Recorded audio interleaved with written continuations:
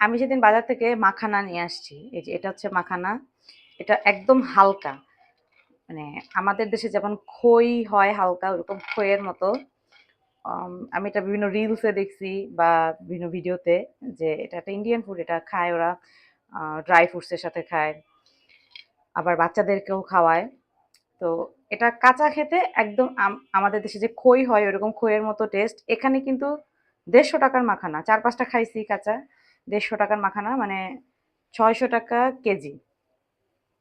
আর এটা আমি এখন ড্রাই রোস্ট করব ঘি দিয়ে। মনে হচ্ছে পপকর্নের মতো লাগবে আর কি। কড়াইয়ে দিয়ে দিছি একটুখানি ঘি।